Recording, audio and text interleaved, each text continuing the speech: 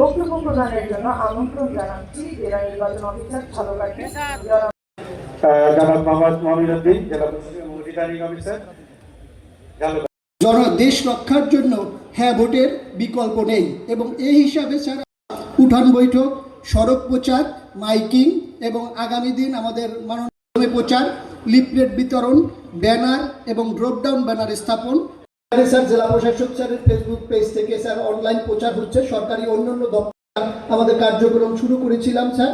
এখানে আমাদের সাংবাদিক কল্যাণ ট্রাস্টের এমডি স্যার এসেছিলেন, সেখানে সাংবাদিক এবং সুধীজন নিয়ে একটা সেই ধারণা নেই, সেজন্য ব্যাপক প্রচার দরকার। আমাদের ইসলামিক ফাউন্ডেশনের মাধ্যমে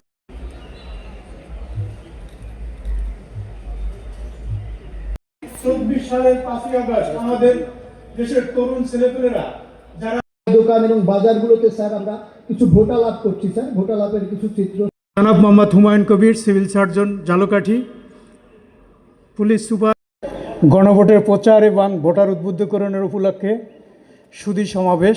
সরকারি অন্যান্য সকল দপ্তরের স্যার উঠান বৈঠকে আপনি চিত্রগুলো দেখতে পাচ্ছেন স্যার। চ্যানেল সহ মাধ্যমে আমাদের প্রচার কার্যক্রম চলমান রয়েছে স্যার। যে 4টি প্রশ্ন যাতে অতি সংক্ষেপে জেনে ভোটের যে পয়েন্টগুলো জেনে তারপর ভোট কেন্দ্রে যে তাদের মনোনয়নপত্র জমা দিয়েছে এবং 3 তারিখে আমাদের বাছাই পর্ব অনুষ্ঠিত হয়েছে এবং সুন্দর বাংলাদেশে পরিণত করার জন্য জীবন দিয়েছেন। আমি স্মরণ করছি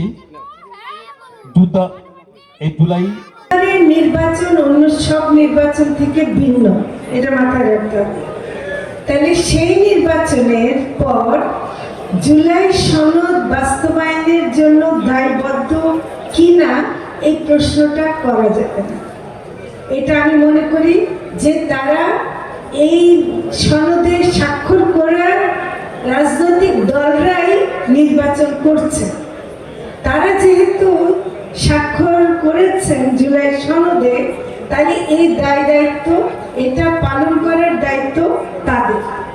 একটা সুন্দর নির্বাচন আপনারা মনে করেন না কেন যে হাদিকে আপনারা জয়যুক্ত করার জন্য একটা সুন্দর নির্বাচন করছে, হাদিকে আপনারা জয়যুক্ত করছেন। ভোটে হার মত দিয়ে আপনারা হাদিকেই জয়যুক্ত করতে পারেন। অনেক গরিব উসমান হাদি, সে বাংলাদেশে একটা সম্পদ ছিল, সে নিজে একটা প্রার্থী ছিল, ঢাকা 8 আসনের প্রার্থী ছিল। ঘরে ঘরে গিয়ে রাস্তায় যেখানে হোক মানুষকে জড়িয়ে ধরে সে ভোট চাচ্ছিল। সে কোনো ক্ষমতা প্রদর্শন করে নেই, কোনো রকম মানে অন্যরকম কোনো ব্যবস্থা নেয় নেই। সে শুধু তার জ্ঞান দিয়ে, তার সুন্দর সুন্দর কথা দিয়ে, এবং তার যেহেতু সে জুলাই আন্দোলন ও জুলাই অভ্যুত্থানেরও একজন নেতা ছিল, মানুষ তাকে কিন্তু মন দিয়ে ভালোবাসছিল। এবং আপনারা হাদির জানাজা যদি না গিয়ে থাকেন, টেলিভিশনে নিশ্চয় দেখেছেন। এত বড় জানাজা কোনো একজন মানে সেরকম কোনো উচ্চ পর্যায়ের কেউ না হয়েও, সে তো এখনো এমপি হয় নাই বা সে কোনো এরকম পদে যায় নাই, শুধুমাত্র তার কথা, তার অবদান এবং তার প্রতি মানুষের যে ভালোবাসা এবং তার যে অঙ্গীকার দেশের প্রতি, সে একজন দেশপ্রেমিক ছিল। এইরকম দেশপ্রেমিক আসলে তো যারা নির্বাচনে দাঁড়াচ্ছে, অনেক সময় আমার কথা কিছু খারাপ মনে করবেন না, অনেকে ক্ষমতা প্রেমিক থাকে, তাই না? দেশপ্রেমিক কি সবাই সংসদে যায়? সবাই যায় না, কিন্তু হাদিদের মতো মানুষদের আমাদের সংসদের দরকার ছিল। এটা আমাদের খুবই দুঃখের বিষয় যে আমরা হাদিকে হারিয়েছি।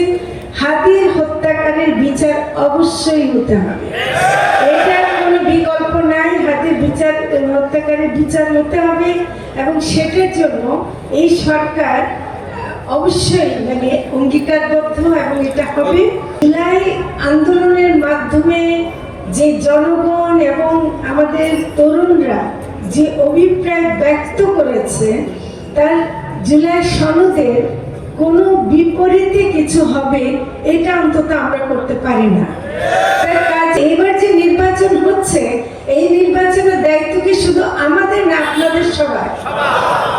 এবং আপনাদেরকে এটাও বলতে হবে যে শুধু আমি প্রার্থীকে সংসদে পাঠাবার জন্য আমি নির্বাচন করব না, আমাকে সে প্রার্থীর মাধ্যমে জানতে হবে যে তারা সংসদে গিয়ে তারা সেই কাজগুলো করবে যেগুলো আমাদের কোন রকম নতুন করে কোনো ফ্যাসিবাদ তৈরি করতে দেবে না। কেউ স্বৈরাচার হয়ে উঠতে পারবে না, কেউ যেন বারে বারে ক্ষমতা একবার বসলাম তো আঠার মতো লেগে থাকতে পারবে না। যদি হাতে বিষ দেওয়া হয় আর একটা মিষ্টি দেওয়া হয়, তারপর যদি বলেন যে এখন বিষের পক্ষে হাত দিবা নাকি মিষ্টির পক্ষে হাত দিবা, আমি কোনটাতে দেব? বিষ খাবো না মিষ্টি খাবো? তাহলে মিষ্টি যদি খেতে হয় আমাদেরকে বুঝতে হবে যে হ্যাঁ এখানে আমার সেই মনের কথাটাই বলছে। ঝালকাঠি মানে কেবল নদী আর খাল নয়, এটি কৃষি, মৎস্য ও প্রাণী সম্পদের এক সম্ভাবনাময় ভূমিও। এখানকার 750 হেক্টর জমির রসালো পেয়ারা আর 650 হেক্টর জমির সুস্বাদু আমরা আজ আন্তর্জাতিক বাজারেও সমাদৃত। আমাদের আত্মপরিচয়ের প্রতীক হিসাবে নির্ধারিত হয়েছে দুটি বিশেষ ব্র্যান্ডিং পণ্য, পেয়ারা ও শীতলপাটি, যা নিয়ে আমাদের স্লোগান পেয়ারার শীতলপাটি, এই নিয়ে ঝালকাঠি। গণভোটটা কি এটাও কিন্তু আমাদের মাঝে অনেকের কাছে স্পষ্ট না, আমাদেরকে স্পষ্ট করতে হবে। ইতিমধ্যে কিছু মেসেজ পাচ্ছি যে আমরা আমাদের ভোটের অধিকার সঠিকভাবে প্রয়োগ করতে পারবো না। এই ক্ষেত্রে যারা আজকে বাধা সৃষ্টি করবে তাদের ব্যাপারে রাষ্ট্র এবং প্রশাসন কি ধরনের ভূমিকা রাখবেন, আমাদেরকে আশ্বস্ত করবেন কিনা, না আমাদেরকে ভোট দেওয়ার জন্য বাঁশের লাঠি নিয়ে যেতে হবে, এটি আমরা জানতে চাই। আজকে হ্যাঁ ভোটের মাধ্যমে আমরা যে সমস্ত সুবিধাগুলি প্রাপ্ত হব, নির্বাচিত সরকার, পরবর্তী নির্বাচিত সরকার যদি এগুলো বাস্তবায়ন না করে তাহলে তাদের বিরুদ্ধে ব্যবস্থা নেবে কে? পার্লামেন্ট, না আমাদের দেশে বর্তমানে যে প্রচলিত আইন আছে সেই আইনে ব্যবস্থা নেওয়া যাবে? আরেকটি প্রশ্ন হচ্ছে, যদি আগামীতে যে রাজনৈতিক দল ক্ষমতায় আসবে তারা যদি 2/3 সংসদে আসন পায় তাহলে তারা এটি মানতে বাধ্য থাকবে কিনা, না তাদের এই 2/3 সংখ্যাগরিষ্ঠতার জোরে তারা এটি বাতিল করে দিতে পারবে? আমরা ভুলেই গেছি যে হ্যাঁ ভোটটা যদি বাস্তবায়ন না হয়, জুলাই সনদ যদি বাস্তবায়িত না হয়, সেক্ষেত্রে আবার শেখ হাসিনার মতন ফ্যাসিস্টরা ব্যাঙাচির মতন গজিয়ে যাবে। কোনখান থেকে গজাবে আমরা কল্পনাও করতে পারবো না। আবার আমার বাংলায় হাজার হাজার শহীদ হবে, হাজার হাজারকে বঙ্গবন্ধু বরণ করতে হবে। এটা আমাদের কারো কাম্য না।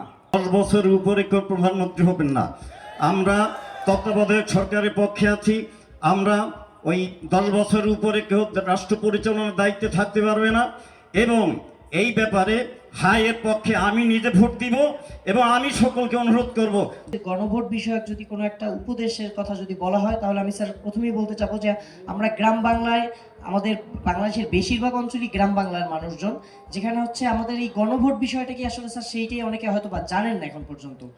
আমাদের দেশে প্রায় অর্ধেক ভোটার হচ্ছে নারী। আমাদের এই প্রান্তিক পর্যায়ে নারীদের জন্য গণভোট তুলে ধরার বিশেষ কোনো পরিকল্পনা আছে কিনা? মানুষের মনের একটা কথা বলবো, সেটা হলো আমি যদি হ্যাঁ ভোট দেই এবং হ্যাঁ যদি জয়যুক্ত হয়, আমার এই হ্যাঁ ভোটের উপর নির্ভর করে কি কি আইন আসলে পরিবর্তন হবে সেটা আমার জানা দরকার। পাশাপাশি এই আইন আমার পক্ষে যাবে না বিপক্ষে যাবে, এবং পরবর্তী যে নির্বাচিত সরকার আসবে তারা সত্যি কি একটা বাস্তবায়ন করতে অঙ্গীকারবদ্ধ কিনা, দায়বদ্ধ কিনা।